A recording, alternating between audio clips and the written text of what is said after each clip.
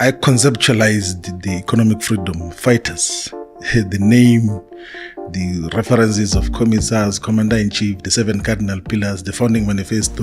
Majority of the leaders of the economic freedom fighters knew that I'm going to join Mkondo as a party. Sometimes this so-called brotherhood, it's not brotherhood,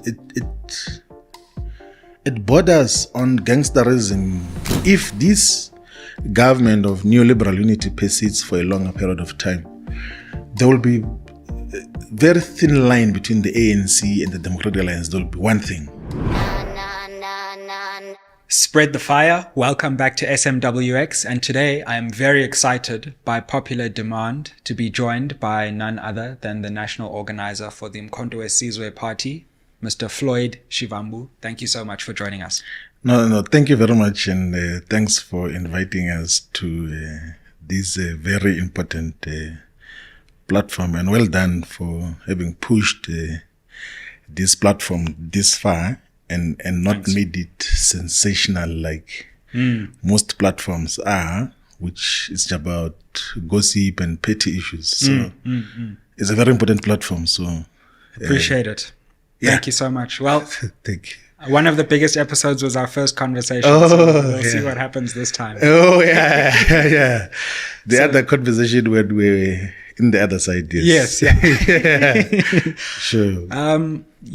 Today we want to talk, and I'm very interested in MK Party, the constitution, and the future of the country as you see it.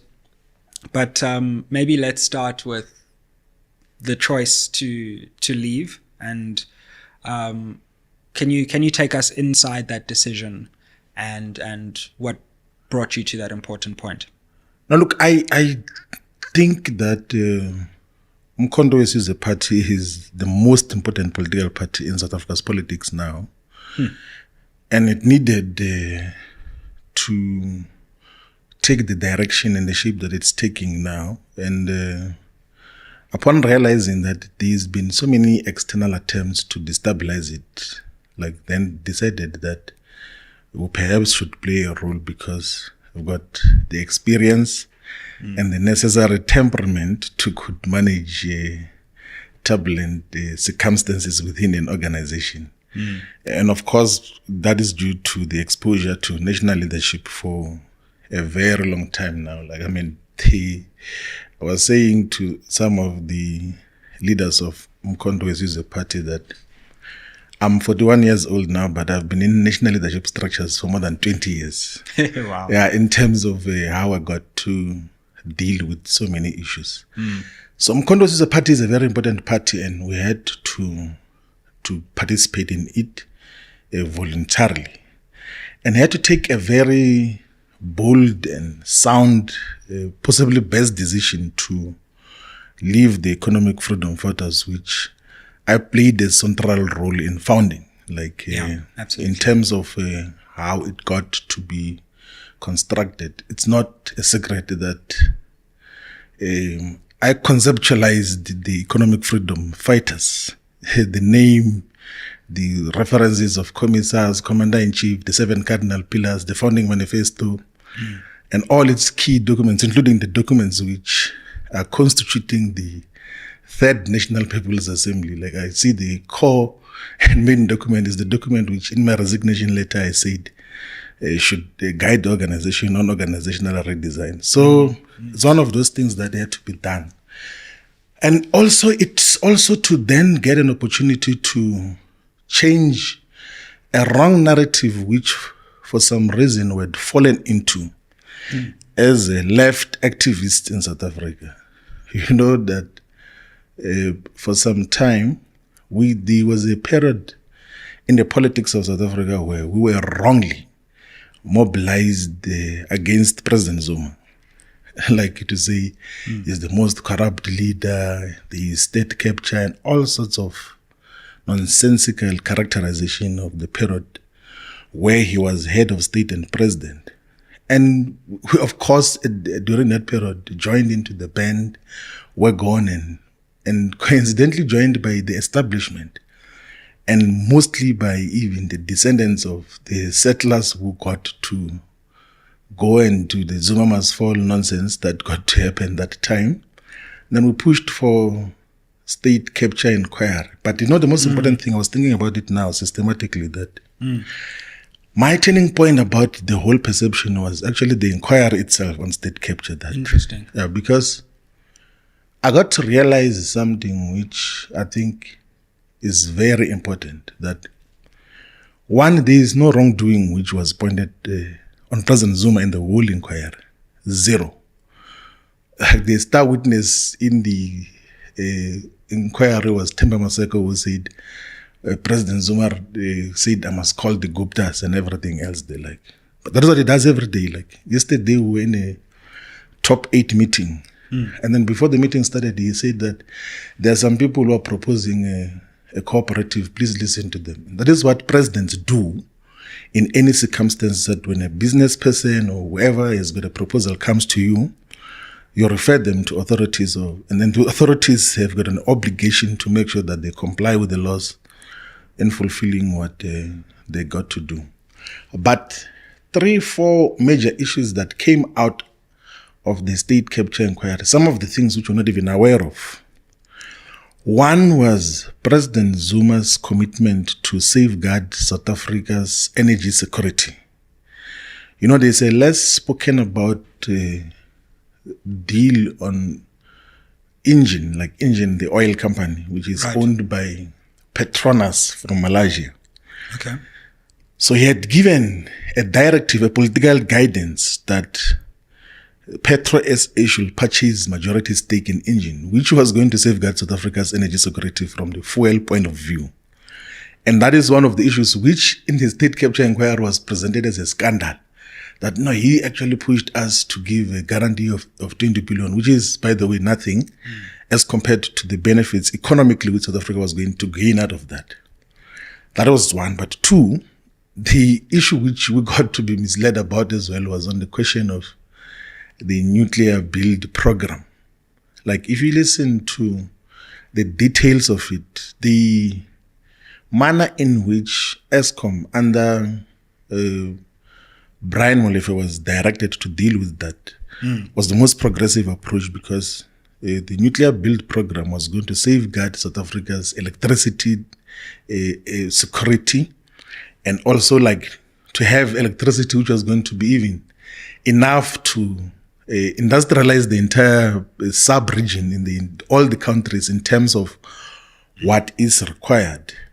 And the mandate that was very clear was that if you can secure a fiscally neutral program to build nuclear energy in South Africa, please pursue that.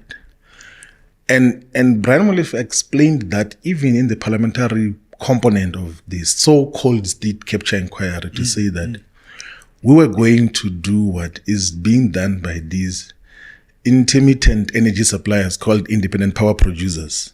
And then we're going to say that, come those of you who have got capacity to could give us 6,000 megawatts of nuclear build or nuclear power station, which is the cleanest and the cheapest. Even in the bracket of the energy sources for Eskom, the cheapest and the cleanest source of energy comes from the Quebec nuclear power station, which is owned by Eskom. And that is part of the program which President Zuma politically was giving guidance on as to just what should happen. But also the intention to safeguard the supply of electricity in Eskom, but also to give Eskom the autonomy to not be bullied by the coal suppliers. So if you listen to the substantial components of what Esiyabonga Gama or Brian Molefe would give in the state capture inquiry, you realize that there were far much more deeper interest elsewhere, which sought to destabilize the state through destabilization of Eskom. And Brian says that President Zuma went to him to say that, I'm aware that there are people who want to destroy Eskom so that we lose our autonomy as a country. Please go and stabilize the institution, the utility, so that we have got dependable electricity. And that is what exactly he did, and refused to be bullied by the criminal syndicates of the Glencores of this world who were bullying Eskom for the longest time in terms of the supply of coal. But also there's a lot of other issues which throughout we were made to believe that there's everything wrong that President Zuma is doing. But when the evidence came about, we then began to realize that actually what he has been in pursuit of is the most progressive agenda, which has to be defended and has to be protected. And personally, myself, it's the shift after all these revelations was clear, because I wrote about it publicly to say that it looks like we're misled about these issues. Even when later on he did not participate because they were trying to make mockery of him, and then there was that unlawful arrest that happened.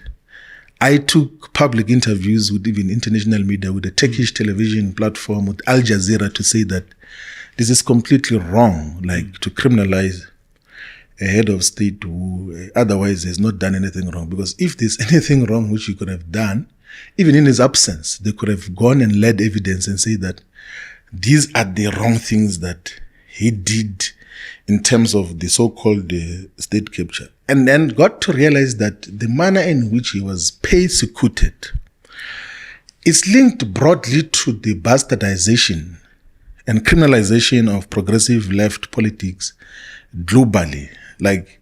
It's more or less the same thing that was done to President Lula in Brazil.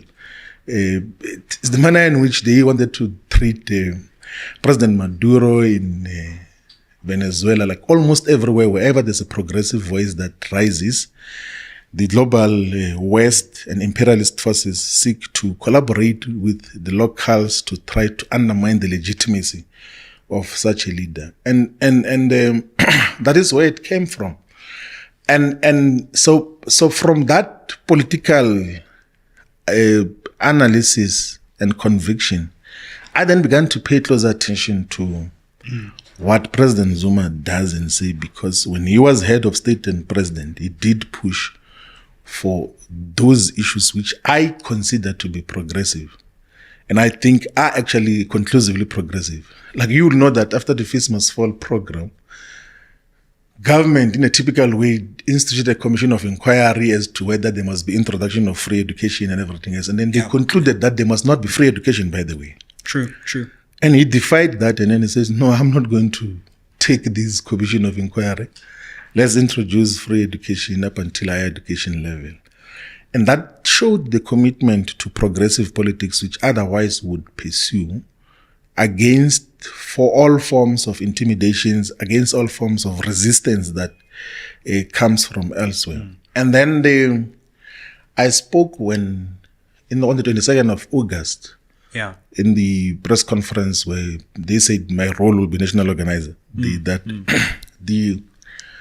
So before the elections in October 2023, before Mkhonto is a party was publicly announced, we had very long discussions. It was a variety of other political parties as well, black progressive political parties. Interesting.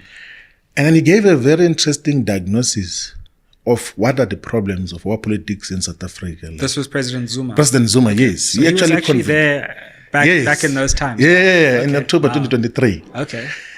He then gave an interesting diagnosis and even proper forecasting of what is going to happen. He said, look, I can see now that the ANC is totally captured by the white capitalist establishment. And they're going to force an alliance between the ANC and the Democratic Alliance. And that broadly will be an alliance with the neo-colonial West in terms of the agenda. And we can't fold our arms and not do anything about that. We need to consolidate. Let's form one organization. Let's form one platform, not just organization. Let's form one campaigning platform, right? Which is going to resist such a total takeover. And then we must fight for 2/3 majority. Actually, the first time there was a talk of 2/3 majority was in October 2023. And then, of course, that time, it didn't sound believable. I was like... Yeah. And then my input in that meeting was like, okay, of the parties that are here, the EFF is the biggest. Let's perhaps consider why don't we collapse everything else into EFF if you want to put an agenda? And then, of course, there was a deeper political characterization of the EFF, including identification of some of the subjective weaknesses that define the EFF, and which would make it impossible to constitute a broad front, or to be a broad front which could attract all sectors of society. And then we then agreed in principle, by the way, that let's go and have the campaigns separately. Right. But we will converge later on because our politics are more or less the same. Then we went into elections on the principle that no malignment against each other, no trying to delegitimize each other in terms of who is who and everything else there. But in principle, we are aligned in terms of the politics that we are in pursuit of. And what are those politics? Is the anti-colonial, anti-neoliberal, anti-racist politics, progressive agenda, return of the land, return of the natural resources to the control and benefit of majority of the people. So that is what got to happen. And then, of course, the election results came out. Yeah. And he did not stay away from that commitment which came from October, because he had said through some of the leaders who were there that why is it that the EFF and all these other organizations, they are going to negotiate on what should happen with government separately? Why don't we negotiate as a bloc that we constituted?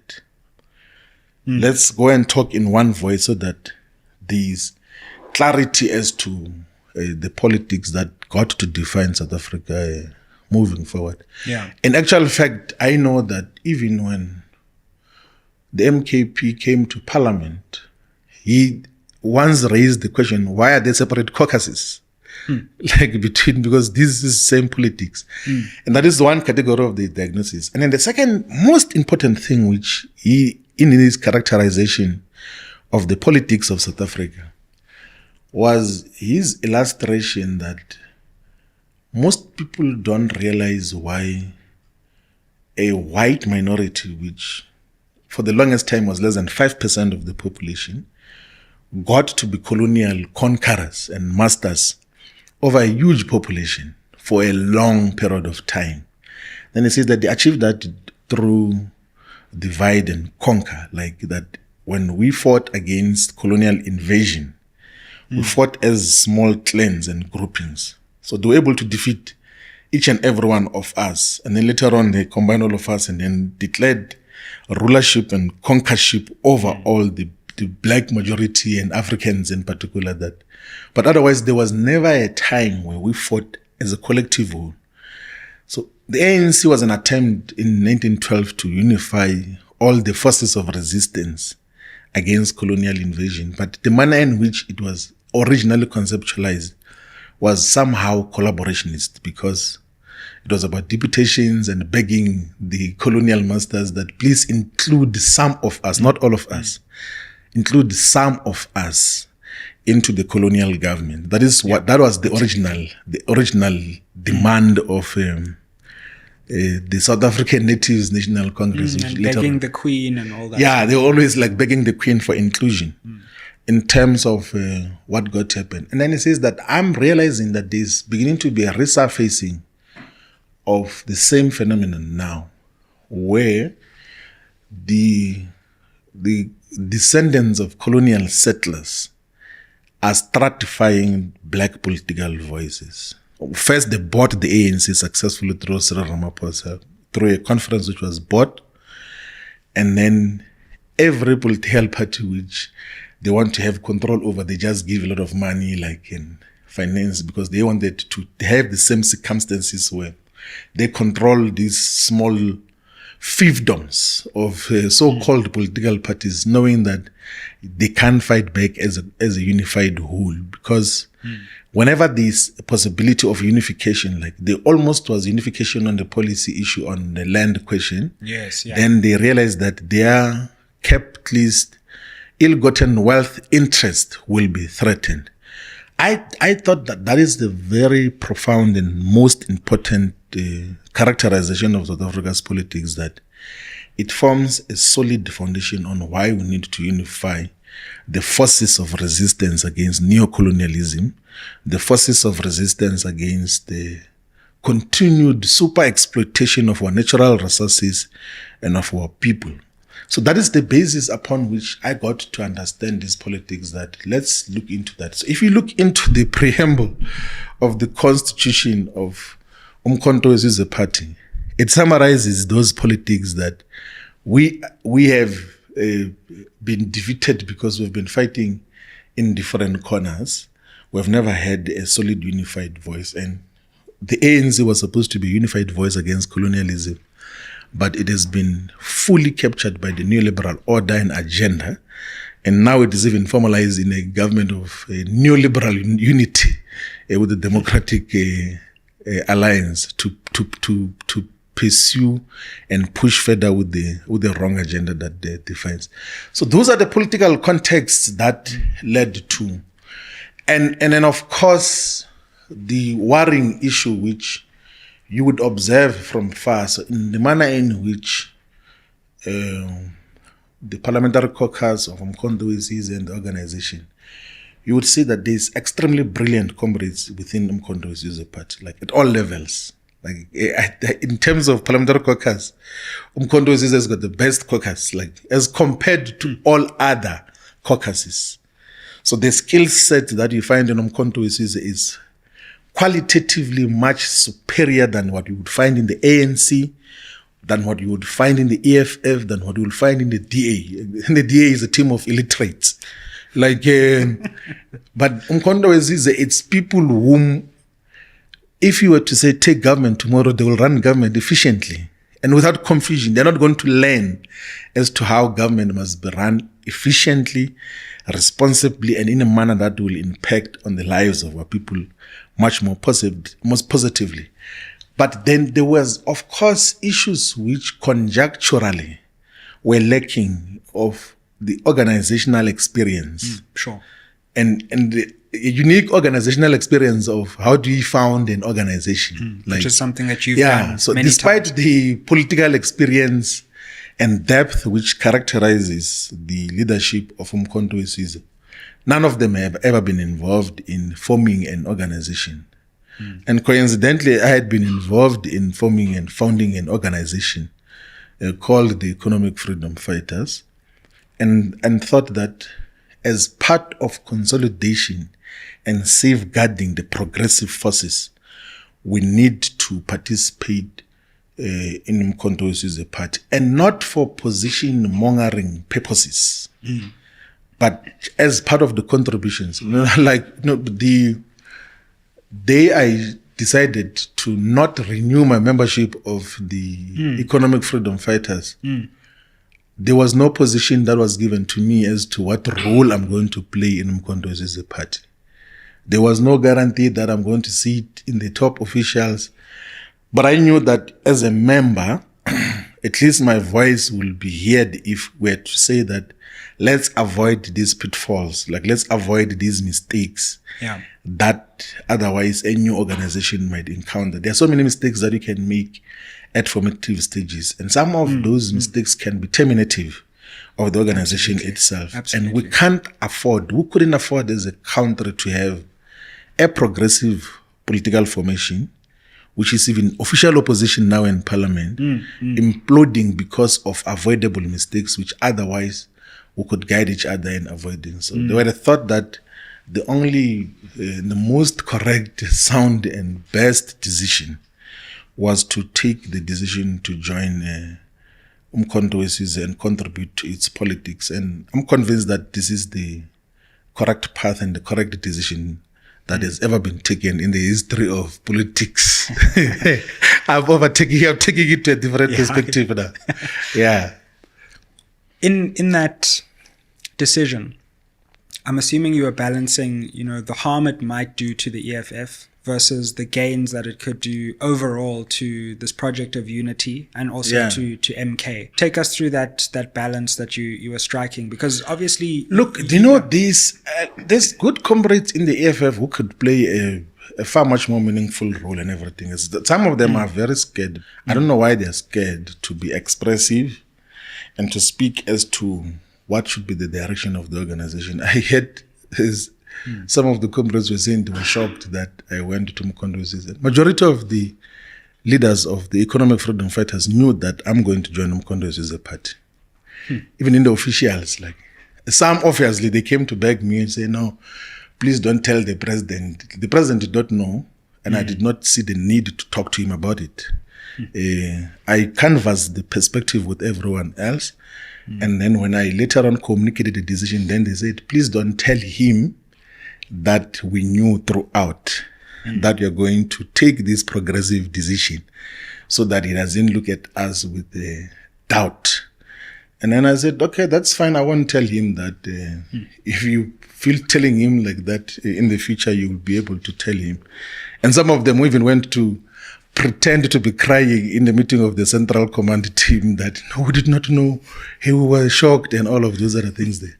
So it was a properly canvassed view. It was not a view that I just woke up and everyone else is shocked. It was a properly canvassed perspective that as part of consolidating the revolutionary agenda, we need to take this decision to join Umkhonto Sizwe party.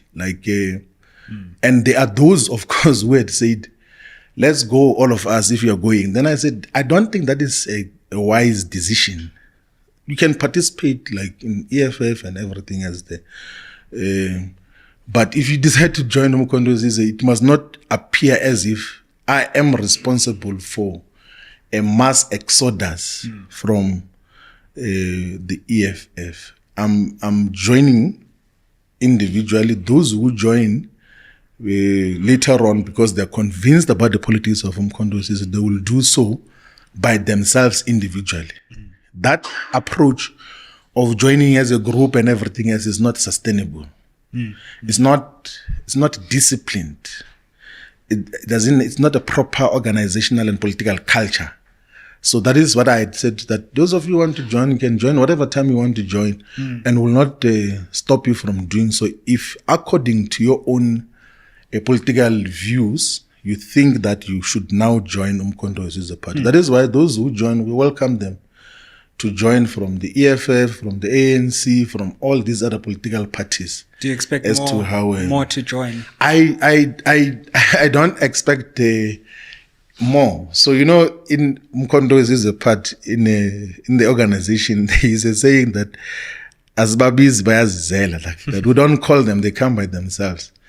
And logically, I'm not surprised that in this conjuncture, it will make sense for those who want to pursue real revolutionary politics to associate with Umkhonto Sizwe, because it's an organic formation which is fighting for total decolonization. It's fighting against all the manifestations of colonization and colonialism in South Africa. So I wouldn't be surprised, because if you look into the main objectives and aims of Umkhonto Sizwe is total decolonization. Like colonization would happen in political form, in economic form, in social forms, in spatial forms, in cultural forms, in heritage forms. Then we say that let's fight against all manifestations of colonization. So those who want to fight on the side of Umkhonto Sizwe, like, they are more than welcome. And the most important characterization, which, by the way, even comes from the political guidance from the president of MK, is the ideological posture as well. That says I don't understand why there has to be stratification or balkanization of the progressive forces. It says that if you were to put in one room people who associate with the Congress movement in a genuine sense, and those who associate with the Pan-Africanist movement in a genuine sense, and those who associate with the Black consciousness movement in a genuine sense, those who associate with economic freedom in our lifetime in a genuine sense, if you were to put them in a room and say that, what are the most 10 priority areas that we have to deal with in the country, they'll come back with more or less the same things. Like they won't be divergence. Even if you were to put them in different rooms and say, now let's converge. What is the top 10 most priority transformational and revolutionary aspects that we have to deal with as a country? You realize that there's a lot of common things. So why then are we fighting in small fiefdoms where people are like locked into some organizations that are senseless, which have got no potential, none whatsoever, to could take over political power to transform society as a whole. So unification is the most sensible thing to do. And also what gets to happen with fiefdoms is that they then become instruments for self-enrichment, like where the leaders, they utilize the political parties for self-enrichment and some status like that. No, I'm the president of what? Of some small organization which you will take power. It's those are some of the weaknesses. And if we were to be guided by a true revolutionary spirit of Kwame Nkrumah, of Thomas Sankara, of the real revolutionaries, will realize that what we need currently is unification of the progressive forces. And in Umkhonto as a party, we believe that we're the platform where the progressive forces must be united. Fam, I just wanted to interrupt this episode to let you know the 4 ways you can help SMWX. Way number 1, you can invite me to speak at your institution or company. Way number 2, you can advertise on this channel. Way number 3, you can become a member of this channel. The link to the membership is down below. And number 4, you can buy merch, that's books or hoodies. Now let's get back to the episode. All our contact details are in the description box below. When you tell the story of the decision to leave and the consultations and all of that, you've been very careful not to personalize this issue, and I think that's good. Yeah. Because people have constantly tried to make this about personality clashes and all of that. However, this was a very personal decision as well, because you had built the EFF. I remember meeting you in the early days of the EFF and seeing how much you were sacrificing just for the party. People don't know the personal sacrifices that leaders went through. And you built important friendships and brotherhoods and so just for the record, in terms of the personal aspect with Julius Malema, where does that sit now? I think so if you were to go to the interview that we did in the when I was still in the EFF, and then you asked me the question, what is the relationship with the president of the EFF? I said this political relationship, actually made an emphasis on, it's a political relationship that we had. And of course, because we work in the same spaces, we'll end up doing so many things together. If there's a family gathering, you'll get to know and then support each other and all of those things there. But the relationship was political relationship. And that's interesting. That is how it is. And I have no bad feelings about anyone, like generally. Leave the people that I work with. Generally, I don't have any personal feelings against anyone. Like I relate far much easier with comrades in the ANC. Like I talk to everyone. Like I'll talk to the comrades that we led with in the ANC. Like I talk to Andre Lungisa. I talk to Lebogang Maile for a very long time on the phone. I talk to Lamula, like about so many issues. I talk to everyone. Like I get to have political discussions with them, even if we're in different political organizations. I still talk to some of the comrades in the EFF, except those who feel like they might be doubted for having engagements with me. I generally don't have problems with anyone, but I'm able to distinguish that there's a political relationship and like so-called brotherhood and everything else. Because sometimes this so-called brotherhood, it's not brotherhood. It borders on gangsterism, a gangster relationship that we're together. If a person is wrong, we can call each other to order. Like you defend each other even when a person is doing wrong things, is now venturing into wrong politics of being boastful and doing wrong things in public and everything else, and disrespecting people, and then you don't say anything because of brotherhood. You must be able to call out certain things that this is unacceptable and everything else. And if you realize that, so those things of the personal relationship can't override a political principle in the relations with everyone. So if a comrade misbehaves or does things which you realize that this is wrong, we must be able to call each other to order. Like, it's not gangster relationship where you say, we'll die together. It doesn't work like that. And by the way, this characterization, I used to say this when we were in the National Executive Committee of the ANC Youth League. So, Pulemabe was the Treasurer General of the ANC Youth League. So I used to say to the president of the ANC Youth League now, current president of the EFF, that me and you are going to be buried next to each other. Wow. All the time. And then later on he went to engage in other activities, like to collaborate with those who were dealing with him. Now, I used to say that I'll never say that. I'll never. Like, if it's a political relationship, like, you can't promise to die next to each other in a political relationship. It's based on principle. Sure. If principle shifts, then we no longer relate the same way that we related before. So if you realize that there's certain areas of just divergence from what should define a revolutionary, you must be able to say, but this is not what I signed up for. This is not the character which I thought we're dealing with. And I'm not talking about the contextual relationship now with the president of the EFF. I'm talking generally in politics that we should relate to each other on political principles so that we're able to correct each other whenever something goes wrong. Yeah. Let's come to the present moment in South African politics and how you characterize it. Because, of course, we've got this so-called Government of National Unity, which everyone keeps calling it GNU. Yeah. Despite the fact that it's a DA-ANC alliance. Yeah. How do you characterize what happened in this election? Some of the talks that led us to where we are now and what this government represents for the country?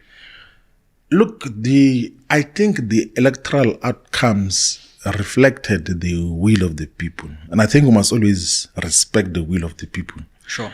I once overheard a very sorry characterization of the outcomes of these elections, by the way. Someone was saying, we were not voted because the people of South Africa are sick.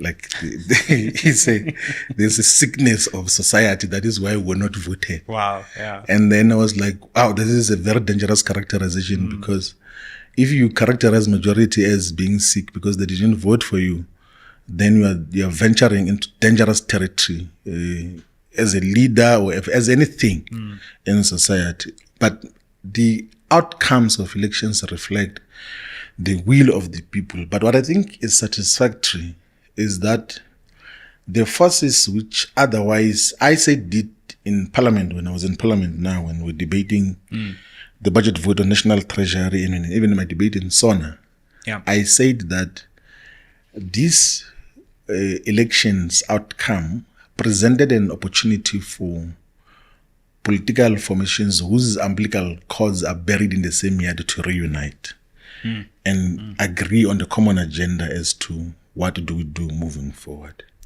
How do we constitute a progressive government? And the progressive forces whose umbilical cords are buried in the same yard would constitute more than 2/3 of the politics in South Africa today. As we stand today. It's so unfortunate that the opportunity to do that was not pursued, and largely for subjective reasons. I was in why do you think that was? Because you're one of the people who would have seen this. It's also the misreading and the ego issues that were at play, and like that. No, you cannot talk to me like that. You cannot do this. I can show you. I can just go and do as I wish, and everything as this. I was involved in the negotiations, absolutely, far much more intimately, and I know that this ANC-DA alliance is not a result of a principled decision. It's subjective considerations that were at play. And it's so sad that we had subjective considerations that got to override principle altogether. So the manner in which it was handled was unfortunate. And it speaks to the political and ideological maturity of the leadership in general, in all formations, in terms of what got to happen.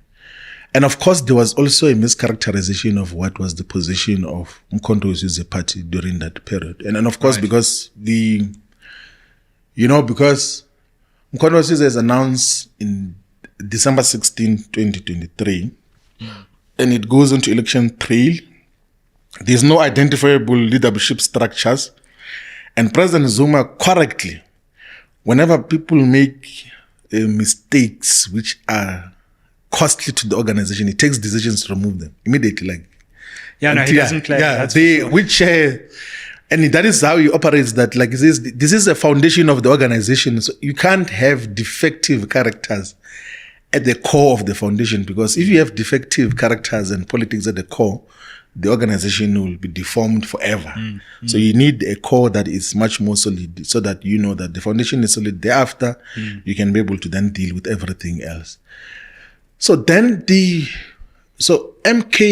in the negotiation process in the 14 days was not that accessible. Right.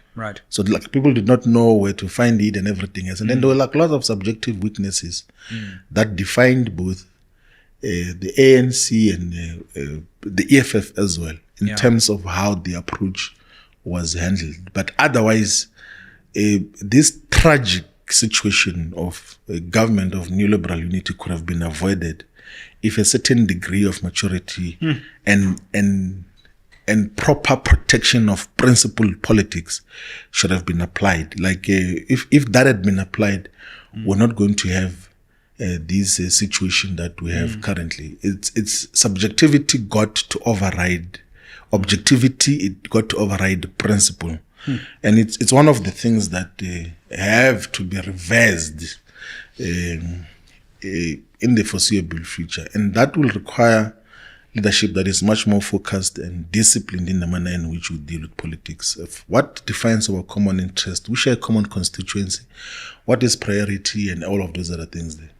So why would the ANC go into government with an organization which is diametrically opposed to everything else, which on paper it stands for, whilst there is alternatives which could constitute a progressive government based on the will of the people, based on the Freedom Charter as well. And what do you make of how the coalition government has fared since it was constituted? They obviously will not be tangible assessments and tangible results that they could achieve within the 100 days. But you can see that they will perpetually and consistently be sacrifices that will be made mostly by the ANC. So, for instance, they signed the Basic Education Laws Amendment law, and then the president of the ANC says that certain sections which are objectionable on the side of AfriForum and the DA are not going to come into effect now. He might capitulate forever. The ANC might capitulate forever. So it will be a game of capitulation on many principal issues. And that capitulation will compromise the interest of our people.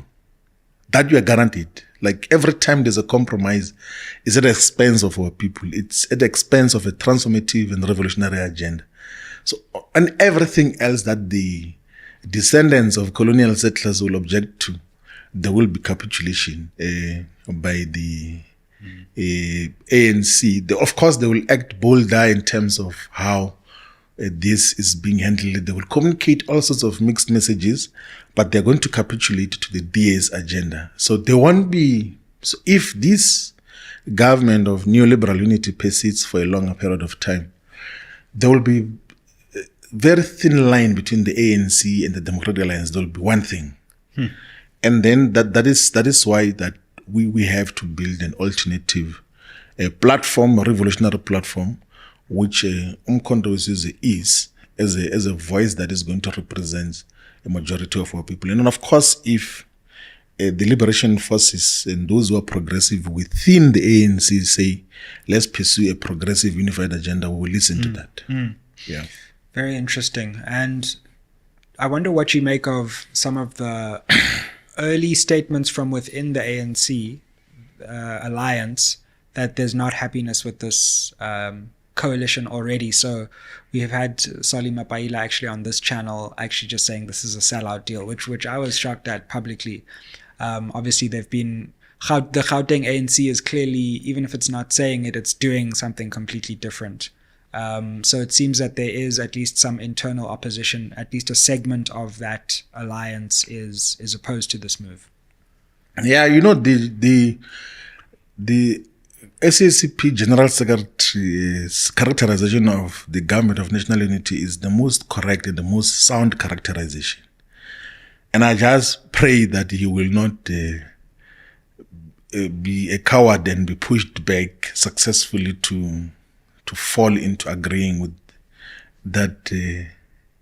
I almost said nonsense. I realized that or rubbish, but I realized that like the language has to be different. Like but that's what it is. Like I hope that he won't retreat in terms of that characterization. It's the most correct characterization that it's a sellout position, which is largely pushed by the neoliberal faction of the African National Congress, and coincidentally is what President Zuma had said should be prevented when he then had this discussion with different political parties in October 2023 that we are headed towards the unification of the white and a component of the ANC because they want to take over this thing. And we have to prevent it. So that is one of the issues. The only issue which I would think the General Secretary of the Communist Party should come to appreciation of is his current mischaracterization of MK. Like, I think he becomes sentimental sometimes to think that, the name MK, he was in MK and Zuma this, state captured this, and all of those things which are just a wrong reading. And we will take time as the leadership collective of Umkhonto weSizwe and through the guidance of the president that let's engage with all the unions, let's engage even with the Communist Party, let's engage with everyone else to explain what our politics, so that even when we disagree, we know that we disagree on a principal issue, much more fundamentally. I'm saying this because when there was a huge discussion in the officials of Umkhonto weSizwe, the comrades were saying, let us found unions. And then he says, why would you want to divide unions? Like, because unions are stronger when they are unified. If you have got issues with unions that are partisan or they force their members to support a different political party, go and meet with them, talk to them, and then be able to have a common perspective. So it's the characterization of the GNU by the comrade Soli is 100% correct, and majority of unions as well. But I know, of course, what the faction in the ANC would do. They will try to sponsor resistance within the Communist Party and within the COSATU affiliates, which will begin to say, no, but you are not being reasonable and all of those other things. It always happens in that particular format. I know all these organizations very well because I worked in the Bailey of the SACP. I got to interact with COSATU unions at a very intimate level because I was conducting political education for all the affiliates at some point in my life. And I know, like, I was in the 2 hours for 5 years. So I will know that there will be an attempt to try to sponsor resistance against Comrade Soli from within the SACP and from components of COSATU to try to make him pull back on an otherwise correct revolutionary characterization of what is transpiring now. I'm really fascinated in how you read the ANC as well, because it seems to me that a lot of this coalition arrangement actually revolves around Cyril Ramaphosa himself. That when he leaves, it's not clear to me that, well, depending on who succeeds him, the DA would stick around. So in some ways, it's a short-term situation for now, and we'll see where it goes from there. What do you think is going on in the ANC, given that we're not that far away from Ramaphosa stepping down, and then a lot could change. There could be a move to retake the ANC in a different direction, or one of his successors would then carry on with this GNU trajectory. Yeah, the ANC is a highly contested organization, and it has to be contested because it's whether you like it or not, it constitutes part of the struggle heritage of South Africa. Sure. So the incumbents can't claim to be the alpha and omega of the ANC. That is why President Zuma says that I am Konto Sizwe, but I'm still contesting my membership of the ANC, because he says that you can't just leave it to, and it has always been contested. So if you check from John Dube to Mahato, then to JT Gumede, and then this one from Kronstadt, ZR Mahabane as the earlier presidents, had to come back to then Dil Pixley.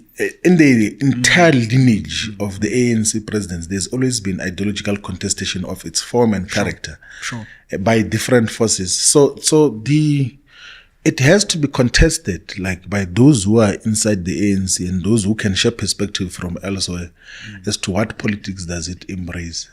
Currently, it's on its rightward shift, because in the contestation of the ANC, there's also a phenomenon of presidentialism as well that defines almost all liberation movements.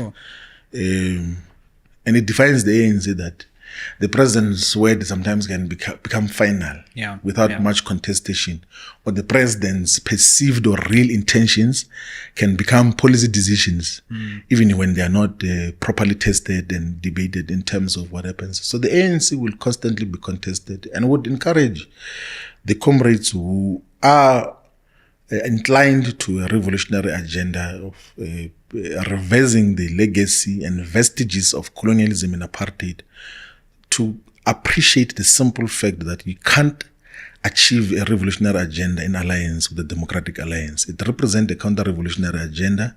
It's about protection of white privileges and the status quo. So it has to be contested, and then moving forward, let's believe that there will be less of this subjectivity that I said got to overwhelm principle and overwhelmed objectivity in terms of how coalition politics could have been handled differently. Because you can't, for instance, be a senior leader of a political party at the ANC level, and then your characterization of another political party, black political party, which has got upward of 2.5 million, and say, that is Zuma Stokvel. And loosely like that. The disrespect that you show to the people, and then all sorts of slander that is being utilized. It doesn't help anything. It doesn't help anyone.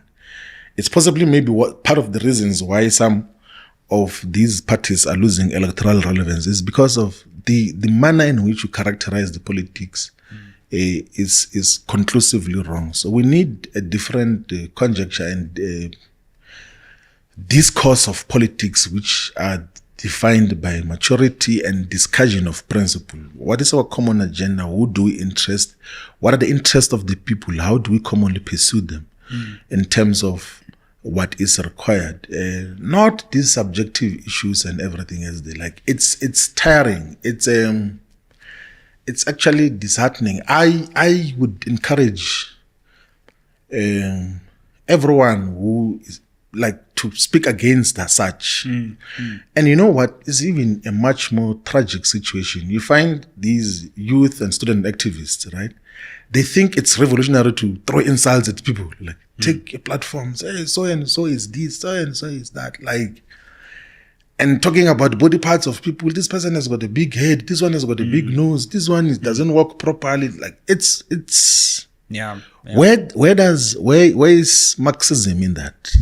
Where's Lenin in that? No, Lenin was the most robust of revolutionary leaders. He would characterize the politics of his opponents. nowhere in his characterization of any one of his opponents, even the worst of opponents, did he describe their physical appearance. Like it's one of the things which, as a generation, we have to suppress and isolate much more firmly, so that we have a proper matured politics that must define everyone else in terms of how it got to happen. And then, of course, from time to time, people get trapped into those things, but it has to be outdone with. We have to outgrow such kind of wrong politics. Let's come on to the MK itself, because you've, of course, been, from what I can observe, quite central to this project, as you said, of building the body of the institution, shall we say, the structures, the constitution, and actually making it a functioning national organization. It's got mass support already. It's got top leadership, but you've been central to the project of organizing and building the institution from the ground up now. Talk us through that work and where you see the party is at this stage in its history. It's very young history. It's not even a year since it's been announced. How do you characterize it? Umkhonto is still going towards its first anniversary. Wow. I mean, that's just crazy to think. I guess, like, in almost all political formations that I got to participate in, I've always played a functionary role. Like, of the ability to listen to everyone else and then try to forge those ideas to say that this is what I think collectively we are saying. So even when I was in SASCO, like, I think in 2004 Congress had written a perspective about the ideological character of SASCO. It's still readable. Like, it's something which I can still own up to this day. No mistakes in terms of the ideological direction and character. The same role we played in the Young Communist League when I was in the National Committee, like, then dealt with the youth policy and the conceptualization of what is currently the National Youth Development Agency that time. And the ANC Youth League, the conceptualization of the clarion call on economic freedom fighters and the economic freedom struggle, economic freedom in our lifetime, in a measured way, like, and not that I can claim to be the originator of those ideas, but I've played the central role in consolidation of those perspectives, and then articulating them, and then be able to articulate it clearly in terms of what got to happen. So in Umkhonto is like got to consolidate the views that and for all the perspectives and all the views, there's huge support of Umkhonto from traditional leaders, from religious leaders, from people who legitimately say, why is the institution of traditional leadership being isolated completely? It's just noted, it's not recognized. How do we get that to have a say in the governance of society? And then we say in the constitution that let's recognize the house of traditional leaders in the legislative processes, and we don't abolish democracy. We do what is happening in many parts of the world as well, where there is some consultation which is structured with the traditional leadership, and also be able to consolidate all these views. That is why, if you check here in the constitution of Umkhonto, like in the aims and objectives, so objective 1 will be to unite all anti-colonial, anti-imperialist, anti-racist forces to fight for total decolonization, which includes total political, economic, social, cultural, and spatial freedom and emancipation. So that is the total decolonization that the constitution of Umkhonto talks about.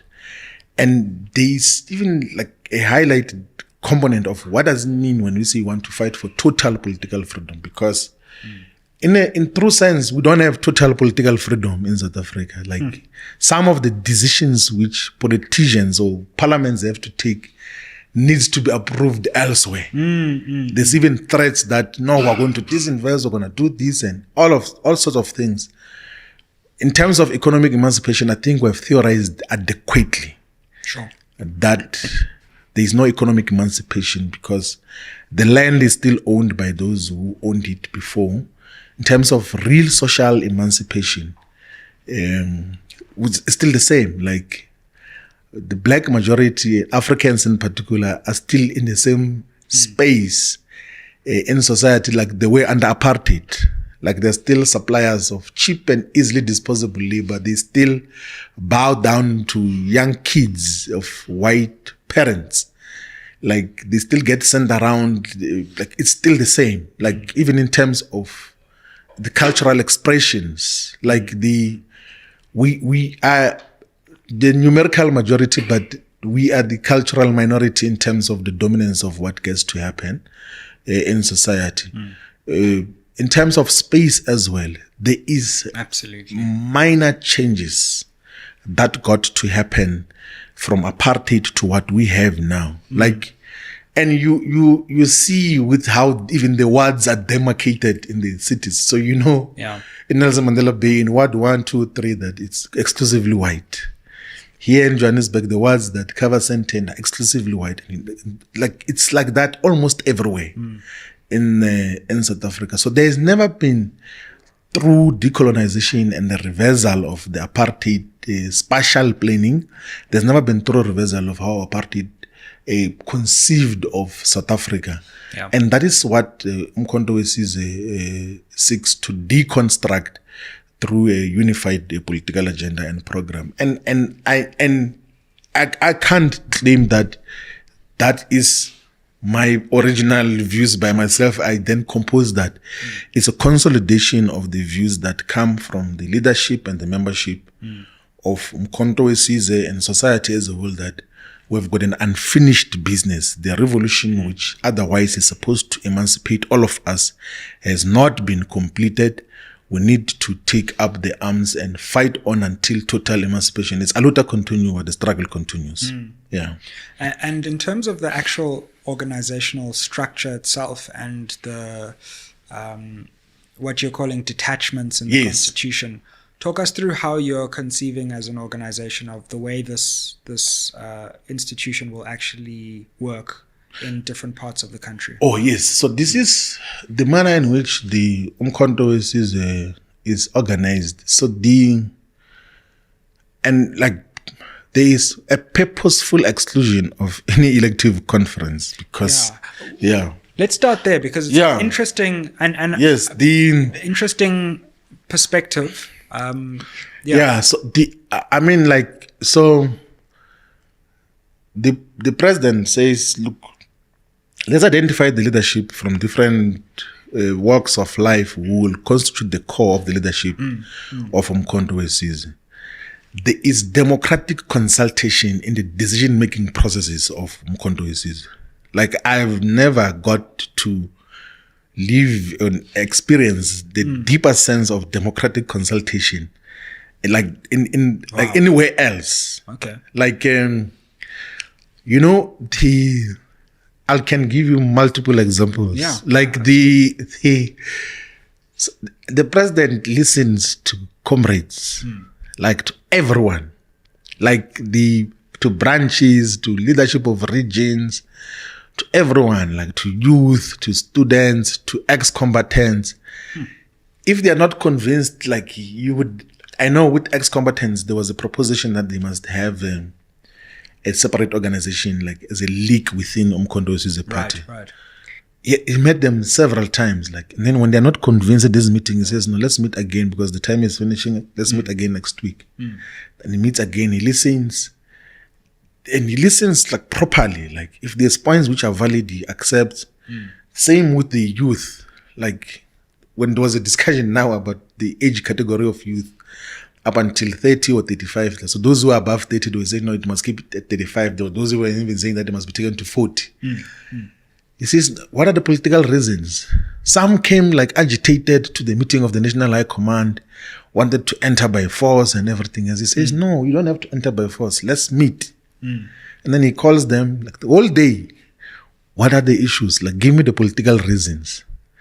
And then they speak, and of course they will express subjective issues that some of us excluded. He says, no, but that is not a political reason. Until you give me a political reason, we were still stuck with 30 as the age category. So there is a deep sense of democratic consultation in the decision-making processes of Umkhonto weSizwe.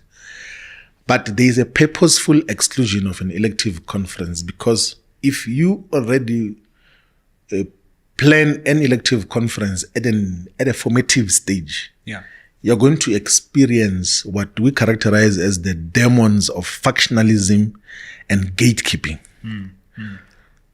So someone who joins Umkhonto weSizwe first in a region of Umkhanyakude in KwaZulu-Natal or in Amajuba or in Ilembe, they will be very resistant to a recruitment of other capable leaders, because they think that they must now prepare for a conference. They don't want people who have got much better experience and far much better eloquent articulation of positions than them. Sure. So we don't want to have that. Umkhonto weSizwe is open to everyone. There is not going to be any elective conference. There is going to be identification of the necessary skills and capacity, the dedication, the discipline, and then those are the people who are going to be identified by the leadership collective to lead at regional level, at sub-regional level, at the provincial level, and with specific mandates and targets that if you achieve the following, you are then going to continue to play leadership role. But if you don't do anything, we'll have to then identify someone else to play that particular role. And then in that context, then there was a question of who then do we account to? Because there's no elective conference. We will convene consultative and policy conferences, where the membership will then play a role in terms of shaping the perspective. Actually, the discussion yesterday, I can say this because it's not a top secret, was that now that we're done with the Constitution, let's expand on the People's Mandate. The People's Mandate was the manifesto of Umkhonto weSizwe. Everyone kept saying there was no manifesto, but the manifesto was there. And actually, people are claiming that there is no policies. It's not true. Like there is clear policy framework and intention. Like it's the same with the ANC, it's the same with the EFF. It's just like that. But then in the manner in which it is, then the president says that let's go far much more wider and deeper in terms of the articulation of our policy position on each and every aspect. I see. We need to do the basic policy document, which will be articulating our positions on all areas, and that we should source the best of expertise and skills in terms of how do we best handle most of these issues. And coincidentally, we have got possibly some of the best brains in different sectors that are members of Umkhonto weSizwe. For instance, if you were to talk about the rail projects in South Africa as to how we can utilize rail to transform South Africa's economy, like Montana, Siyabonga Gama are a perfect fit. They are not going to theorize things that they have no clue about.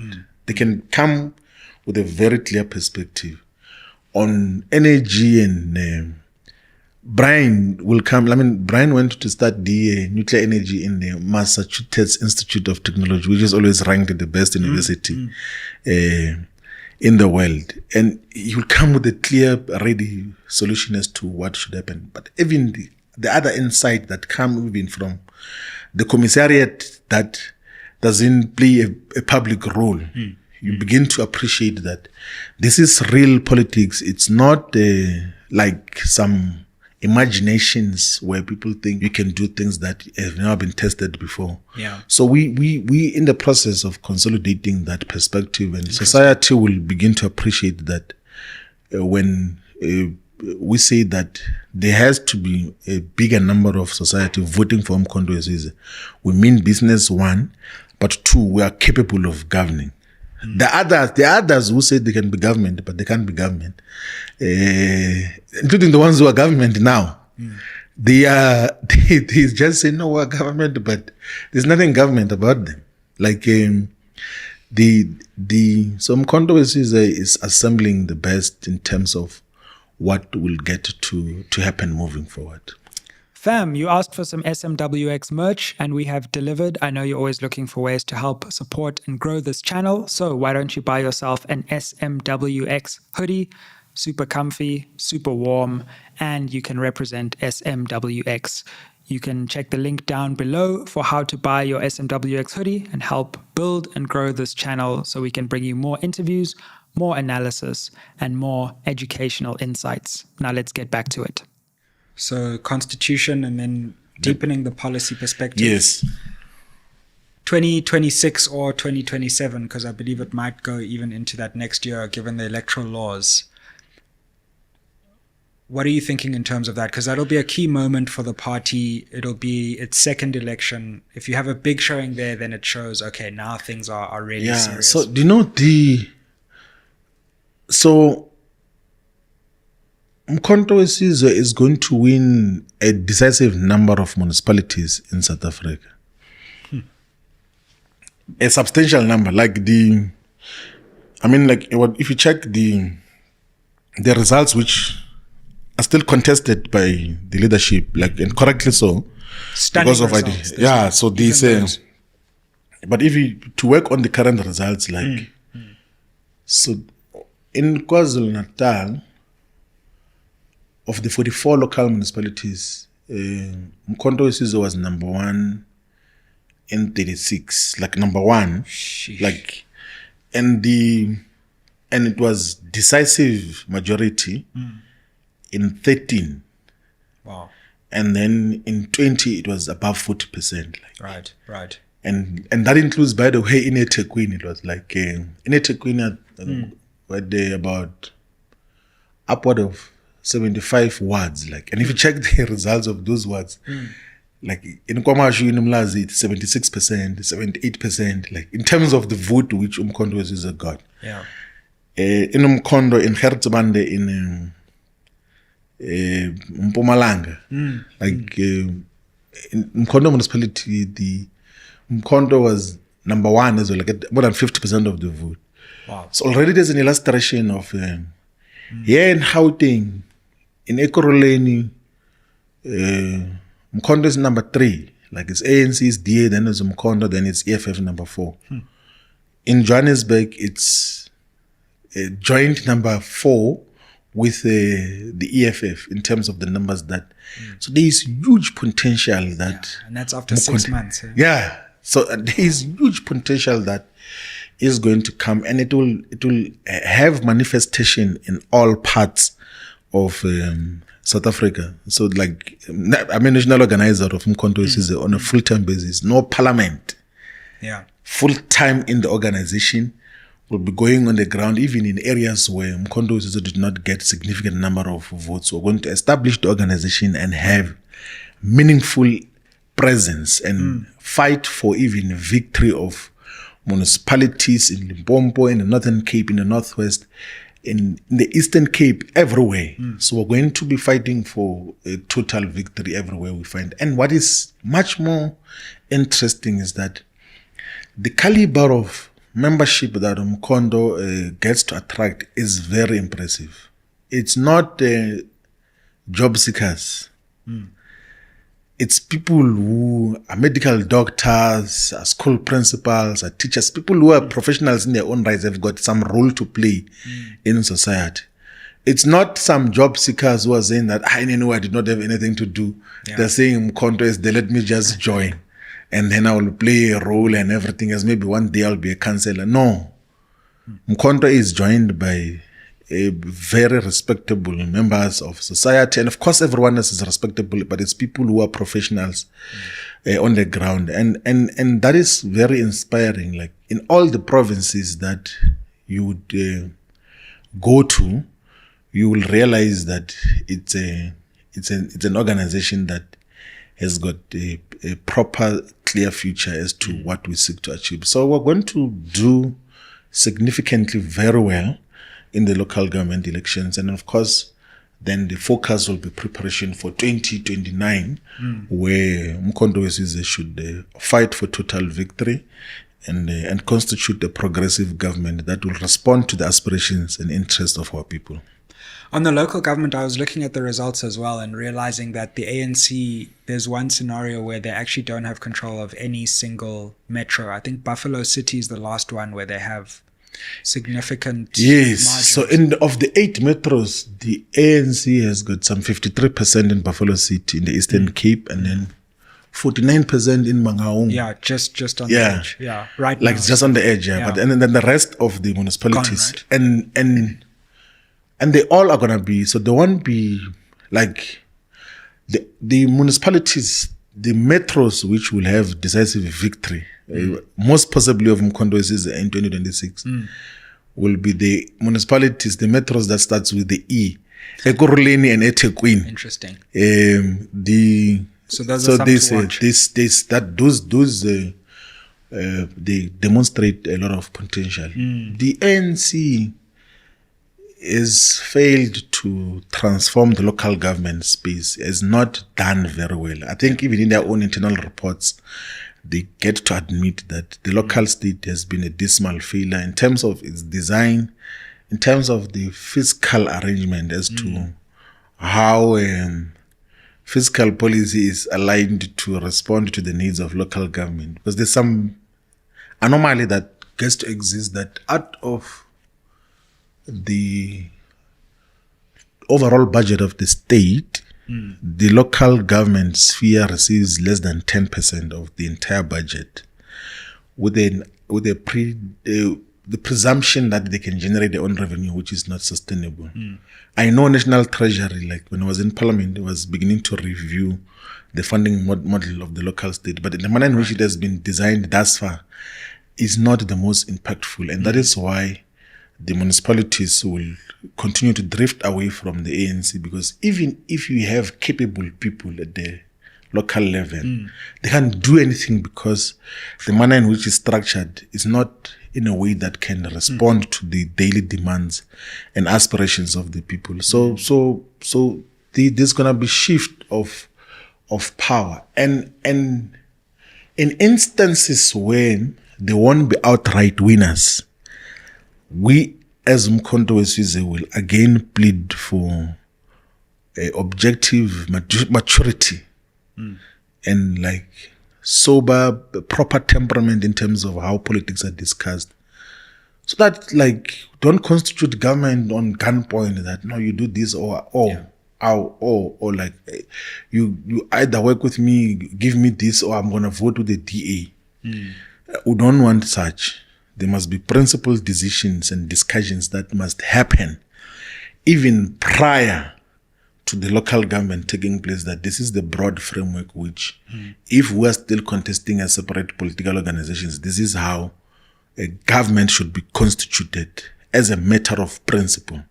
So it's one of the issues that we will make a plea amongst all the progressive forces, that let us not be childish in terms of how we deal with the question of the local state. Those things of changing mayors every weekend must come to an end. There has to be stability of the local state. There has to be credible people who are deployed there, so that they are able to deliver the necessary services and collect revenue in instances where there's a revenue basis for this for the local state.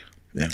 In terms of the future and the broader unity project that you've been speaking about, this idea that we bring together as a country those parties and forces that have historically been seen as on the left.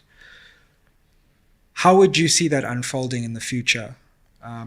If we could see some kind of unity between Mkhonto weSizwe, the EFF on the other hand, and maybe some sections of the ANC, whether they form something together or they coordinate, that could be the biggest political formation in the country.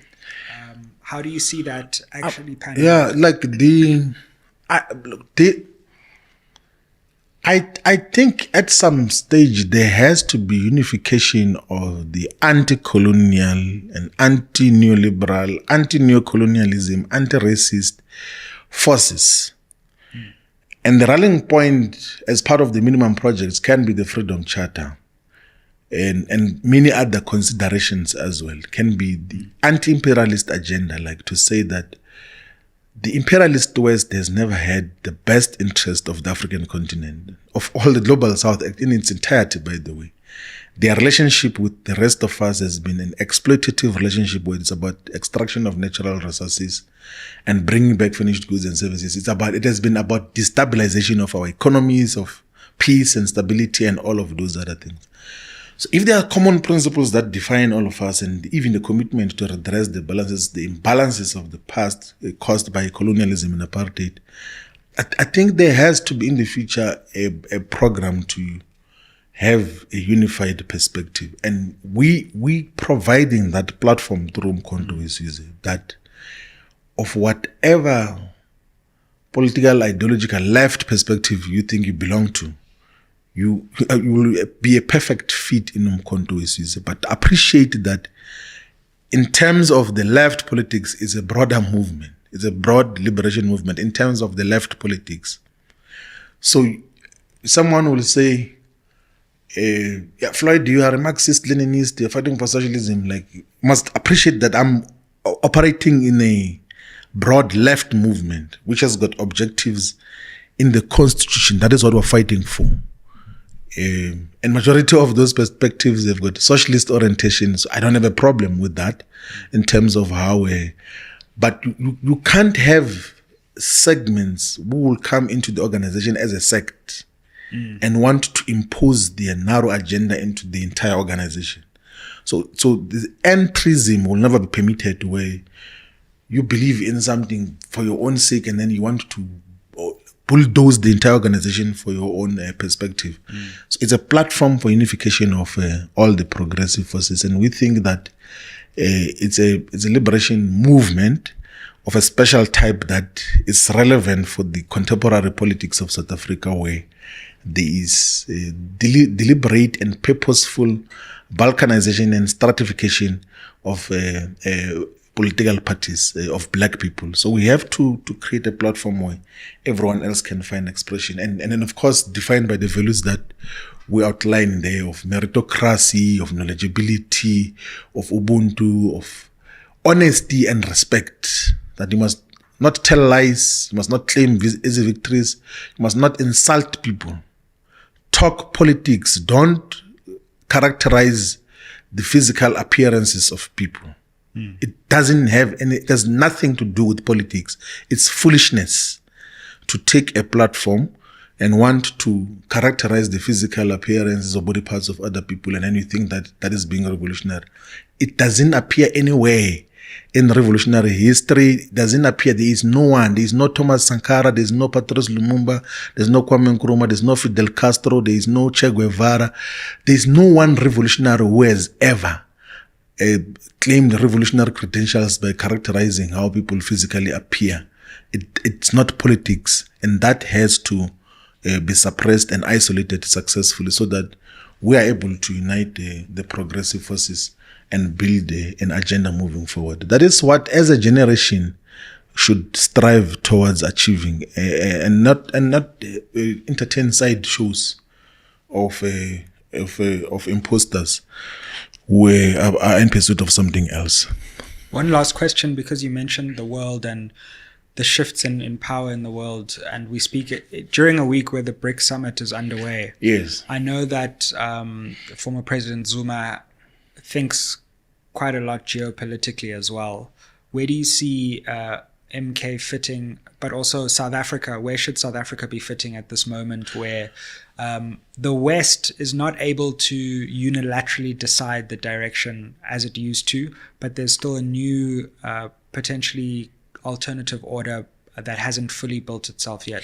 Yeah, and actually, the one is that in the aims and objectives of Umkhonto weSizwe Part 2, we mentioned BRICS like as part of the alliances that must be protected and promoted, and be broadened to include all the progressive forces in the world. And this is one of the most profound political achievements as well of President Zuma, that when he was president and head of state of South Africa, he took the initiative of joining the organization, which in the beginning was just BRIC. There was no S. So the S was added as South Africa from Brazil, Russia, India, China, and then S was added as South Africa through the political guidance and intervention of President Zuma, because he's always understood that we need to associate with the progressive forces globally. He has never been a puppet of Western forces. That is why even domestically, those who represent the West have never got to have a hold over him.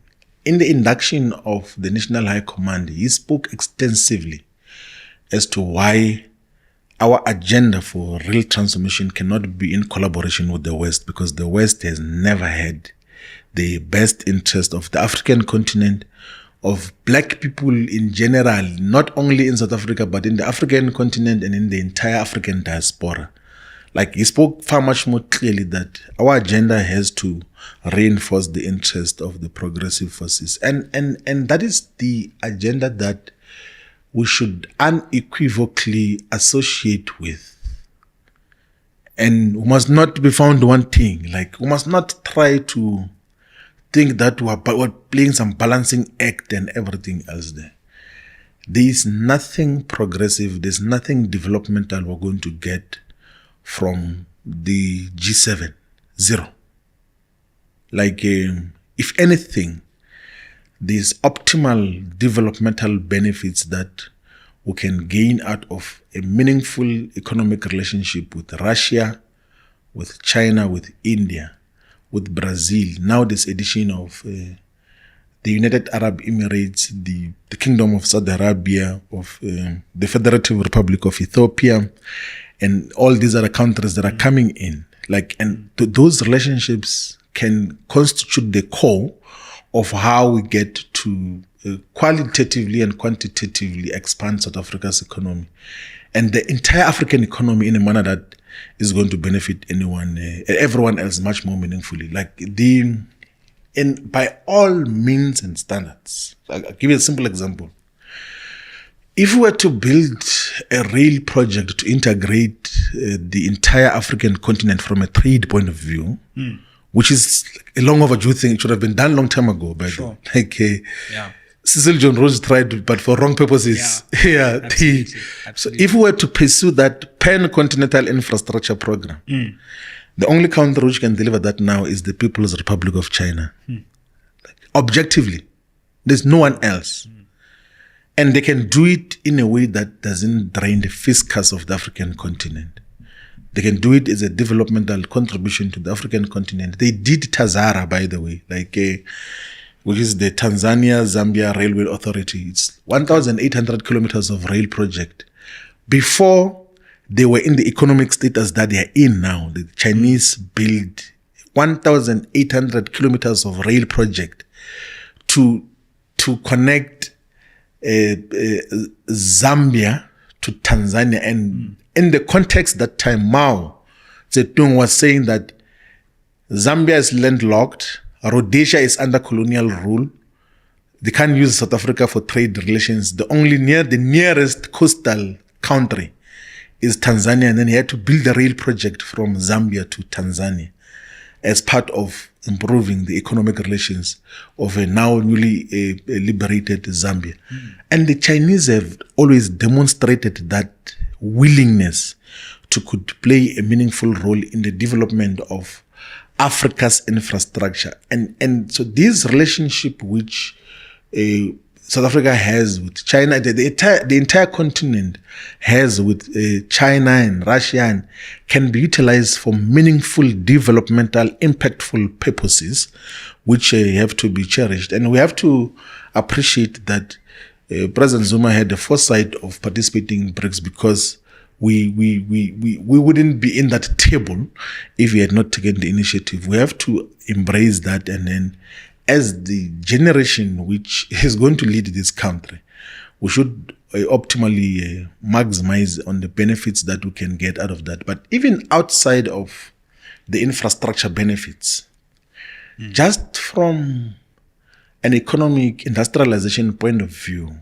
like, so if you have got access to the Chinese and Indian markets, you're done. Like, 2 billion people already. Like, so whatever you produce here, like whether it's in the food economy, whatever you produce, and then you have got access to the Chinese and the Indian markets, which are the fastest growing economies currently, your economy is fully developed, because the buying power as well is increasing in those economies. So the relationships that we have are very useful. So we have to cherish and actually embrace what has been bequeathed to us as a generation, that we're left with good relations which we must get to build on as part of what we seek to achieve moving forward. Well, Floyd Shivambu, thank you so much for joining us on SMWX and for giving us this important interview at this key time in politics. No, thank you very much. And thank you very much to the viewers of this very progressive platform. And we are here from time to time. We'll engage on meaningful political discussions and not these things that happen in other platforms. No, thank you very much. We really appreciate it. And I'm sure this one's going to do even more than that. Yeah, let's hope so, yeah. Thank you for watching. Like, share, subscribe, comment down below, and help us get to our next milestone of 200,000 subscribers. Aye.